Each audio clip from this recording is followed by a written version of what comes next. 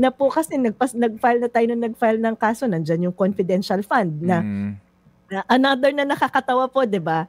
Ang dami-dami na nating hearing, nakita na natin na talagang prone to corruption tong confidential fund. Pero itong 2025 budget, may confidential fund pa rin. Akala ko ba natuto na tayo? Bakit nandyan pa rin yung confidential fund? Wala namang batas na nag-i-implement ng confidential fund. So sana ang Supreme Court natin ay mag-decide na sa usapin ng confidential fund kasi pending din sa kanila yan.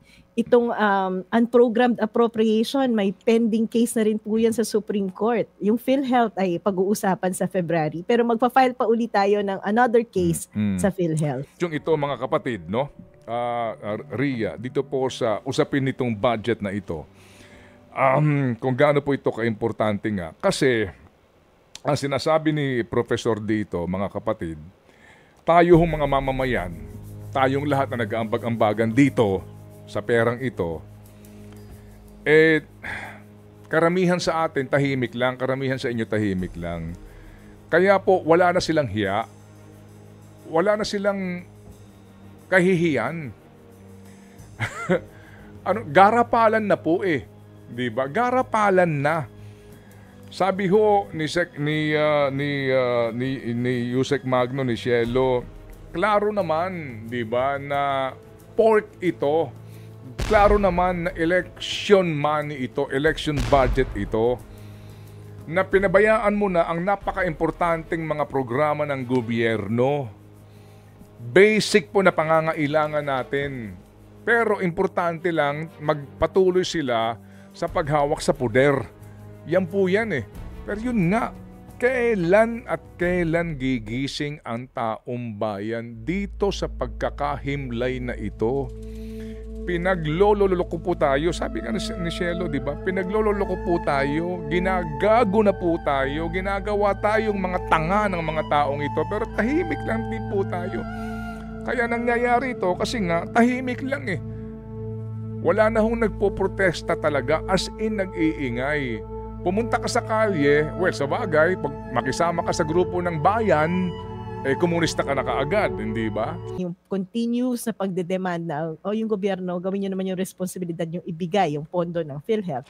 Pero tututukan din po natin itong performance ng PhilHealth. At kaisa nyo nga po kami, Manong Ted, sa pangungulit na bakit yung mga opisyal ng PhilHealth na palpak naman, nandyan pa rin, no? Yan yung mga patuloy na pangangalampag na kailangan natin gawin na kahit hindi na pondohan ng PhilHealth, ay i-implement nila ngayon itong mga sinasabing programa.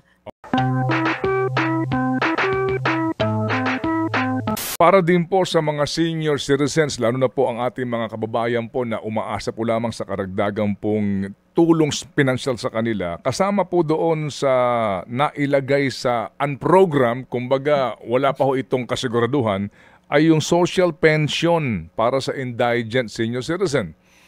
Yes. Opo, kasama po din ito. Opo, kasi kung maalala niyo po, may batas tayo, di ba, na yung social pension for indigent senior citizens.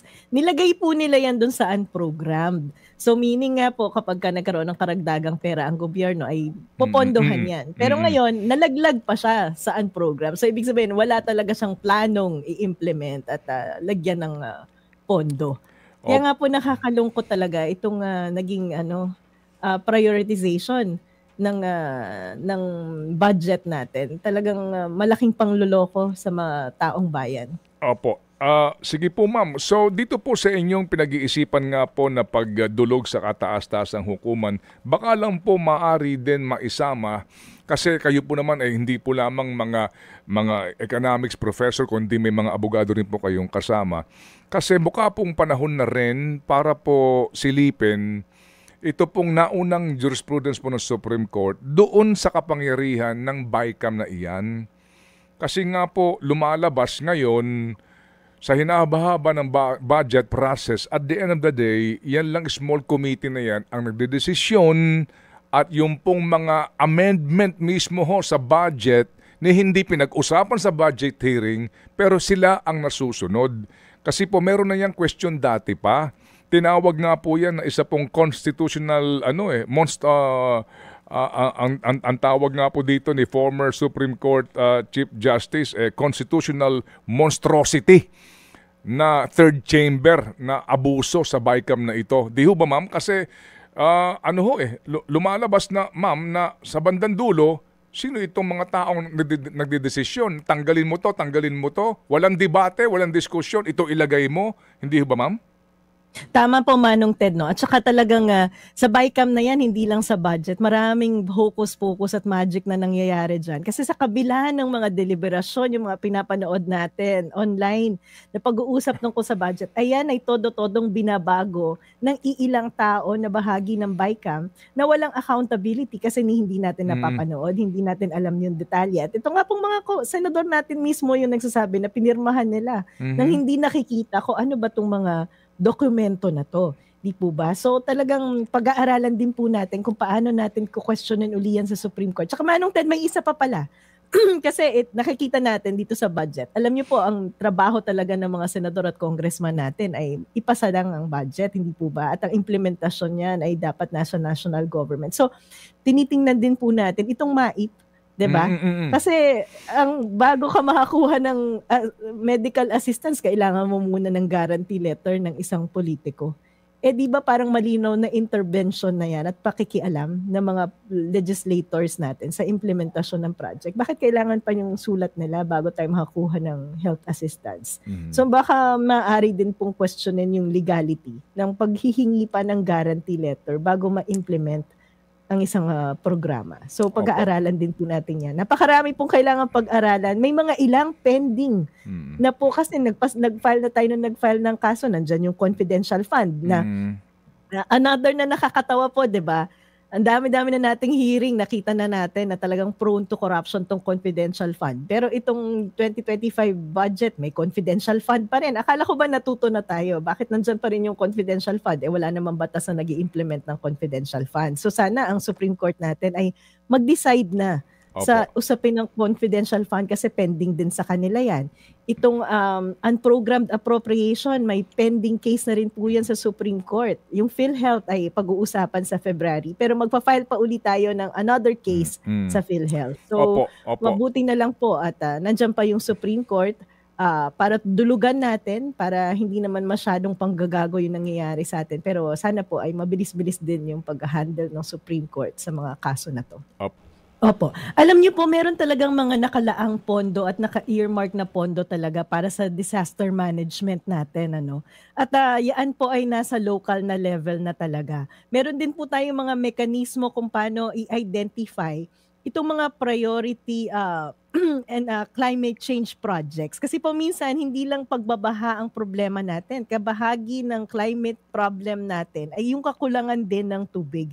Kaya po magandang opportunity to para malaman ng mga kababayan natin. Sa lokal na level po, ay meron tayong parang di tayo po kahit hindi tayo elected officials, tayo mga ordinaryong mamamayan ay may kakarapatan at kakayahang makibahagi para pag-usapan. Kasi iba-iba po ang sitwasyon sa bawat lugar. Kung ano yung pagbabahang nararamdaman natin sa Metro Manila, ay maaring hindi naman din yon yung nararamdaman sa ibang lugar. Kaya hindi automatic na flood control ang solusyon sa problema ng iba't ibang lugar. So ngayon po, at the community level, kailangan meron tayong disaster risk reduction management plan. Na dapat nag-exist po yung dokumento na yan at pinag-aaralan kung ano yung mga iba't ibang kinakaharap na problema ng mga komunidad natin, maaaring pagbabaha, maaaring kakulangan sa supply ng tubig, maaaring problema sa agrikultura dahil walang sapat na irigasyon na makakapag-epekto sa produksyon nila. So yan po, dapat may mga plano sa bawat local government at may nakalaan na pong pondo yan. So itong mga na-veto po nito ay mga additional insertion lamang na wala pang mga pag-aaral na isinaksak ng mga politiko natin. Pero hindi ibig sabihin na wala ng pondo para sa disaster management sa ating mga lokal na pamahalaan. Meron na pong mga nakalaan dyan. Ang mahalaga po ay tingnan natin kung ano ba yung mga specific na program. Meron na bang programa ang ating locality? Sige. Pangalawa, paano nagagastos at nai-implement po ba yan? Kasi ang tendency natin lagi ay pag binaha, meron tayong quick response, no? Pero dapat po pinag-aaralan natin paano maiiwasan at mapiprevent itong mga ganitong disaster. So, yun po, may mga kababayan, kasi maraming dokumento to na nag-i-exist kung saan-saan. mas magandang maging aktibo tayo bilang mga mamamayan. At tayo na po ang magtanong, maghanap sa ating mga local governments kung meron ng mga ganitong dokumento para maiwasan natin yung mga ganitong sakuna po. Okay, may pahabol lang po May tanong tungkol pahabol lang ako. sa PhilHealth Sa itong PhilHealth. si Ria. Go ahead, Ria. Oo, kasi maraming nangangamba talaga doon, Manong Ted at Yung Professor sinasabi ni Magno. Presidente. May sinasabi si Presidente nga na despite daw na inalis, naging zero yung subsidy ng PhilHealth, mas dadami pa daw yung benepisyo sa mga miyembro ng PhilHealth. Posible ba yung kahit zero subsidy nga yung ating PhilHealth? Alam niyo po, yun nga po yung pinagtatakahan ko, no? Kung paano nila sinasabi na lalaki pa ang coverage ng PhilHealth. Kasi pag tiningnan niyo po, yung financial report ng PhilHealth under COA, sinasabi negative equity na to. Pero kapag pinakinggan niyo po si Presidente Marcos, si Secretary Pangandaman, ang ini-enumerate nila ay may reserve fund pa. So parang ano ba sinasabi niyo, gagastusin ang reserve fund na malinaw naman sa batas, dapat hindi yan ginagastos. Dahil pangbayad yan dun sa contract liability ng PhilHealth. Pangalawa, sinasabi nila, magkakaroon naman ng collection pa na 200 billion mula sa mga magbabayad na miyembro ng PhilHealth. At ang gagastusin lang naman ay 150 billion pesos. So may sobra pang 50 billion.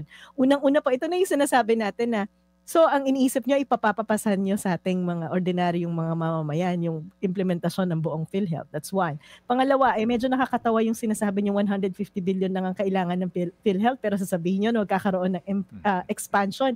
Kasi po, tayo kasama yung mga doktor na kaibigan natin, nagkaroon na ng quick estimate kung sabihin natin, hindi pa nga po ito expansion basic implementation lang to ng mga kasalukuyang programa na ng PhilHealth. Halimbawa yung konsulta package.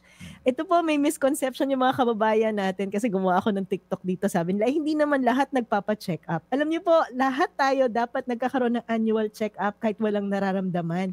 Para lang yung sasakyan may annual maintenance, hindi po ba? Correct. Tayong mga katawan natin, dapat may annual maintenance din. Yan po yung annual check up. So lahat po tayo dapat nagpapa-annual check up. At meron na po yan sa PhilHealth. Ang kaso, ang nilaan lang nila ay 1,700 per head. O i-multiply mo yan sa buong populasyon ng Pilipinas, assuming, para mas madali-dali yung math, no? 100 million Filipinos, that's already 170 billion pesos. So paano sinabi na 150 billion lang ang kailangan ng PhilHealth? Dun sa konsulta package pa lang, mahigit 150 billion na yung kailangan mo. Tapos kasama dyan sa PhilHealth yung coverage sa panganganak. Ilang mga nanay pa rin ang namamatay dahil hindi nagpapa-ospital. Ito po kailangan malaman ng lahat. Covered po ng PhilHealth ang panganganak. At lahat po tayo ay kasali sa PhilHealth. So pag kinompute natin yung average na bilang ng mga nanay na nanganganak taon-taon, yan po ay mga 4 billion na.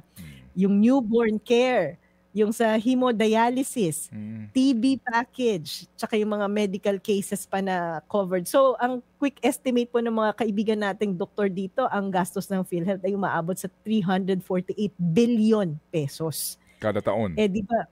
Kada taon. Ito pa lang po yung basic na programa nila ngayon. Wala pang expansion. Opo. So, talagang malaki yung pangamba natin na dahil hindi pinondohan ng PhilHealth ay hindi magagawa itong mga pinapangakong expansion at hindi magagawa yung basic implementation ng mga project. Pero yun po, ang gagawin po natin ngayon ay hindi lamang yung continuous na pagdedemand na yung gobyerno, gawin nyo naman yung responsibilidad yung ibigay, yung pondo ng PhilHealth. Pero tututukan din po natin itong performance ng PhilHealth. At kaisa nyo nga po kami, Manong Ted, sa pangungulit na bakit yung mga opisyal ng PhilHealth na palpak naman nandyan pa rin, no? Yan yung mga patuloy na pangangalampag na kailangan nating gawin na kahit hindi na pondohan ng PhilHealth, ay i-implement nila ngayon itong mga sinasabing programa para naman na gumaan-gaan yung kalagayan ng mga Pilipino sa mga gastusing pangkalusugan.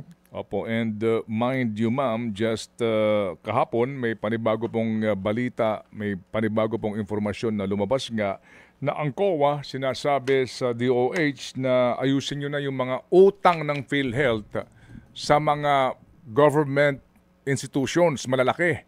Kasi sila mismo ay nagkukulang na rin sa sariling pondo to operate their hospitals. Itong malalaking ito. So, naiipon-ipon po ito, ma'am. Nanganganak po itong mga isyong ito. And eventually nga, Well, tingnan natin, nangangako sila ng karagdagang benepisyo. Sabi nga, babawasan daw yung premium, di ba, ng mga miyembro. Kaya, parang iisipin mo, ma'am, may COA report naman. Klaro ho naman ang lahat na ng mga dokumento, actuarial na mga studies. Ang hindi natin maintindihan, bakit hindi ito naiintindihan ng Pangulo ng Pilipinas? Parang yun po hindi ko natin maarok. Oo nga po Parang ang nakikita natin kasing sinasabi nila ay nagpapaka-populist itong gobyernong ito. Nung nagreklamo tayo at sinabi natin hindi pinopondohan, ngayon naman sinasabi nila, ibababa natin yung premium para mabawasan yung galit ng mga mamamayan. No? So ano nga ba talaga ang tunay na plano para isaayos itong PhilHealth na to? Kaya kailangan po talaga nating bantayan. Marami din po ako nakakausap ng mga ospital, yung mga maliliit na ospital na hanggang ngayon ay hindi nakaka-reimburse. At yung iba dyan ay nagsasara na. Minsan yan lang yung ospital sa isang lugar dahil hindi nga po nababayaran ng PhilHealth. Siguro po bahagi din ng panawagan kasi yung mga pagpapabilis ng reimbursement ng PhilHealth, tingin ko kailangan ng dagdag na mata at accountability dyan. Kasi minsan po ang nag-uusap ng dyan ay PhilHealth at saka yung ospital. Tingin ko kailangan may third party na tumitingin para mas mapabilis yung reimbursement. Tama ba yung reimbursement? Kasi naging issue na rin po yan ng corruption, hindi po ba? Yung mga reimbursement na hindi naman pala nangyari pero nare-reimburse. Opo. So dapat may organizational review na rin ng PhilHealth kung paano ba mas magiging transparent, mas magiging accountable itong pagre-reimburse ng pera ng taong bayan sa pag-provide sa PhilHealth para din mas mapabilis at mas maging makatotohanan. Kaya napakalaki po talaga ng problema ng PhilHealth na to na hindi binibigay yung responsibilidad ng gobyerno, ang daming pinapangako, inuuto-uto yung taong bayan pero hindi naman sinasaayos yung tunay na problema. Opo. Sige ma'am. So ma'am, ito lang po bilang panghuli pong bahagi ng ating pong discussion this morning. Ito lang po yung pananaw po naman din ng iba sa sistema po ng ating governance, sa ating pong Republican Democratic State setup na mukha pong nabanggit ho ninyo. Sana po kami po'y buong galang na nananawagan sa Supreme Court na kung maaari mas bilisan ang kanila pong disposisyon dito po sa napaka-importanteng isyong pangkalusugan, di ba? Pati doon nga sa ang program appropriations, confidential fund, etc. Kasi nga napapansin nyo, ma'am, din na matagal magdesisyon ng kataas-taasang hukuman kahit na ang issue napaka-importante sa sambayanan. So may kaisipan ho kasi ngayon, ma'am, to be more pragmatic about this issue. Ang ating pong estado, 3 po ito, di ho ba? Meron tayong hudikatura, ehekutibo at lehislatura. Dapat nga po pare-pareho po ang powers niyan. Pero sa pananaw po ng iba, hindi ho naman kaya ngayon, kaya kailangan po suportahan natin dito ng taong bayan. Sana nga po ang taong bayan binabanggit natin, ang karamihan po sa ating magising, suportahan po nang sa ganon hindi ito mangyari na matakot ang ating mga mahistrado sa mga miyembro ng Kongreso. Kasi po ma'am, sa ngayon, 106 signatures lamang ang kailangan mo, makakapag-impeach ka na ng impeachable official. Ngayon, ito sa karanasan po ni former CJ Sereno, nangyari na po iyan. Yung po naman ay hindi impeachment. Kapwa niya mga miyembro ng hudikatura ang nagtanggal sa kanya. Pero doon po kasi nagkaroon ng issue basically, di ba?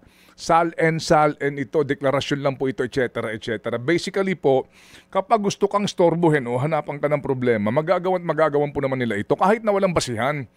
So meaning, dahil po sa power ng impeachment ng Kongreso na ngayon po kontrolado ang supermajority nito, sino mang maestrado ng Supreme Court na alam niyang maari siyang butasan o guluhin, magdadalawang isip. Huwag madaliin, habang mainit, palanamigin ng issue, maghihintay ng pagkatagal-tagal, magdidesisyon, moot na, wala nang bisa. Tapos na nangyari na Di po ba? So dito hindi ka naman kaya ang isa sa mga dahilan kung bakit ang tagal magdesisyon ng ating mga maestrado dahil tumetsyempo sila at nag-aalangan sila kasi at any time maaari silang ma-impeach ng Kongreso sa simply gathering 106 votes. Opo, tama po yan, Tsaka napaka-valid po nung binanggit nyo, Manong Ted, dahil nangyari na yan before. Nagkaroon ng impeachment, nagkaroon ng pagtatanggal ng mga maestrado sa Supreme Court. Pero sa pagkakataong ito po, kapag pumapalapak ang ating executive at marami tayong question sa ginagawa ng ating legislative, ang tanging institusyon po talaga na matatakbuhan natin ay ang ating judiciary. At kailangan pong magtiwala tayo na kanilang gagawin ng kanilang trabaho at obligasyon sa taong bayan.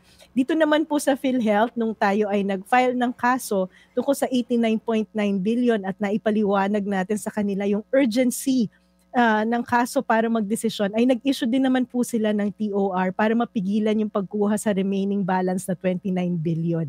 At nakaschedule na rin po yung hearing natin na mangyayari sa February. So inaasahan po natin na magtutuloy-tuloy na to. At napansin naman po natin na nakikinig ang ating korte kapag po naipaliwanag yung urgency ng mga kaso na idinudulog sa kanila. Pero dito din po papasok yung role natin bilang mga mamamayan na kailangan ipahayag natin yung pananalig natin sa ating mga institusyon. Ganon din po yung pagdedemand ng accountability at yung pagpapaalam na hinihintay natin, binabantayan natin yung kanilang desisyon at pinag-aaralan din naman natin yung mga basihan ng mga kaso na idinudulog natin sa kanila. Kaya napakahalaga po ng ganitong mga diskusyon at pag-uusap at pagpapaliwanag ng mga kaso na isinasalang din natin sa korte at kung ano yung basihan ng mga arguments natin para nauunawaan ng taong bayan. Kasi kapag nauunawaan po natin, then mas magiging malinaw sa atin yung basihan ng mga aksyon ng mga politiko natin at nakikita natin kung saan, kailan ba sila objective at kailan pamumulitika lang yung kanilang ginagawa. At kapag nakikita natin ito, ay medyo may ramdam ng takot din naman paminsan-minsan ang mga politiko. Katulad po nung sa Tingog, hindi ba, Manong Ted? Nag-ingay tayo kasi sinasabi natin, bakit ba sumisingit yung party list na yan sa pag-i-implement ng PhilHealth? Umurong sila. So dito po nakikita natin na may power pa rin tayo bilang mga mamamayan sa pamamagitan ng pagbibigay natin ng opinion, pamamahagi, pag-aaral ng mga issue na to para ma-distinguish kung ano ba talaga yung problema at ano yung mga issue na kung saan namumulite ka lang itong mga politiko natin. At kapag tayo po ay aktibo na nagpapahayag ng tiwala natin, ng opinion natin, ng mga pag-aaral natin, nakakatulong po yan para magpalakas ng loob dun sa mga taong patuloy na lumalaban at naninindigan. Kaya napakahalaga po na tayo mga mamamayan ay hindi nananahimik at patuloy na nagpapahayag ng ating opinion at patuloy na nag-aaral. Kasi kailangan din po may pag-aaral at may matatag na pundasyon yung ating mga argumento. Opo. Alam nyo, Professor, salamat na marami sa inyong mga salitang yan dahil dyan ako humuhugot ngayon ng lakas, ng loob na ipaglaban pa rin ito. Kasi minsan, cynical ka na eh. Minsan ayaw, parang wala ng pag-asa, parang wala ka na malalapitan, para bagang antagal ng hustisya, para bang antagal ng aksyon, di ba?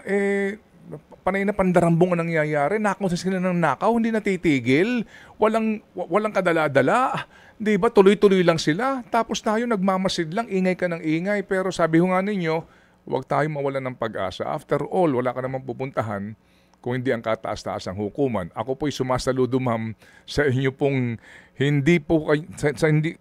sa inyo pong patuloy na pagtitiwala sa sistema sa Pilipinas. Ma'am, bilib din ako sa inyo, ma'am. Salamat po at ang ganda po ng inyong ang ganda po ng simula ng taong ito kasi nga you are starting the year with hope, ma'am. Ika nga, with hope.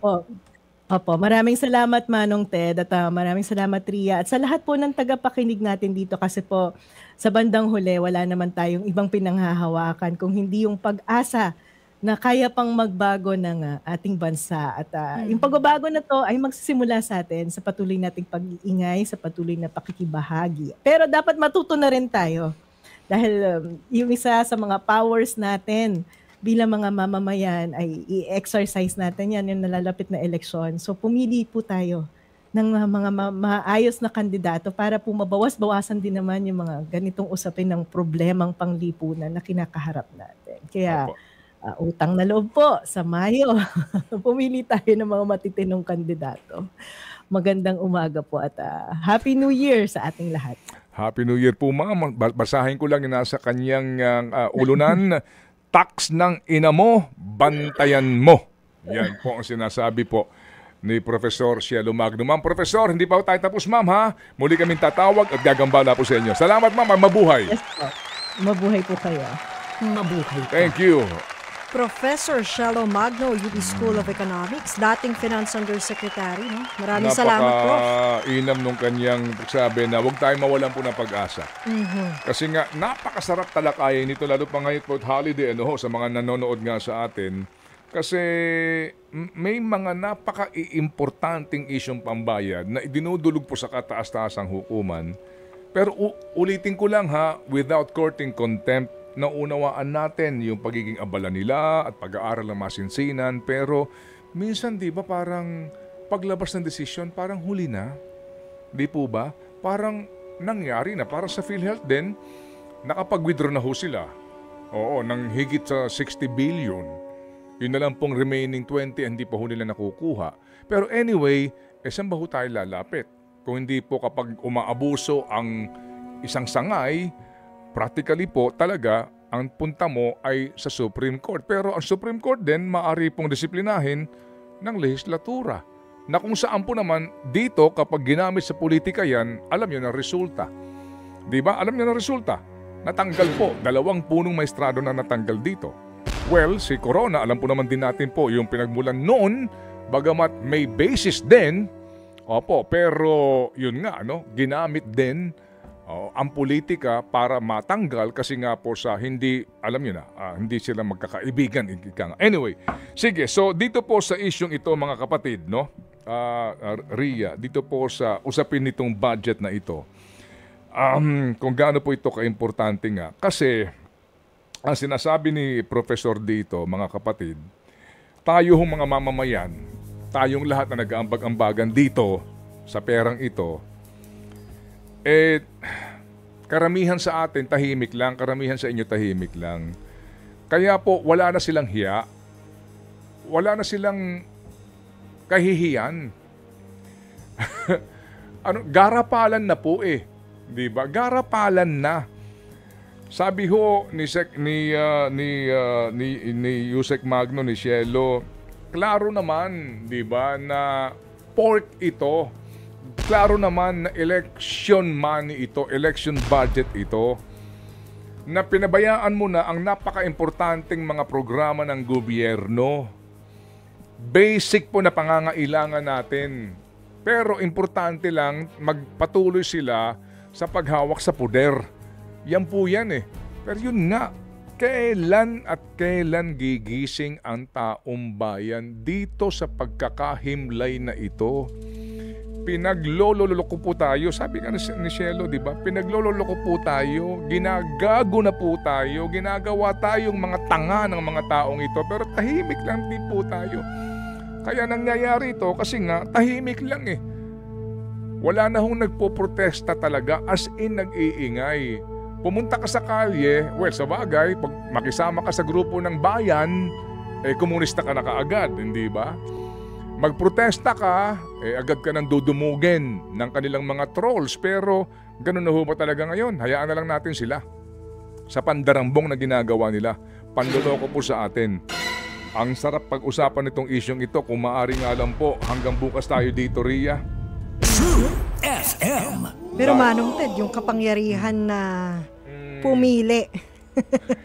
Di ba? Nasa atin pa rin So, sabi nga ni Professor Shelo Magno, sa May 12, please lang. Nasa atin pa rin kapangyarihan ang pagpili. Okay naman, dahil ikaw, ako, sila dito, pero papaano yung naandong Pilipino na butante na pumipila sa akap? Di ba? Paano yung butante doon na walang kaalam-alam kung hindi maghanap buhay at maghanap po ng ipanlalaman sa sikmura?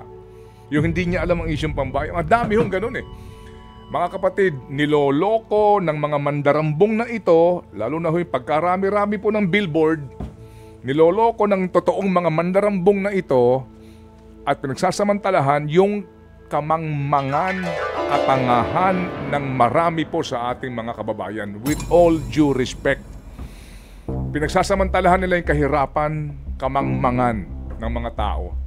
Opo. Kaya ngayon, asahan na naman po natin nga, 'di ba, despite itong mga panawagan na ito, pumili ng tama, 'di ba? ganun pa rin po pipiliin nila. Sila pa rin po.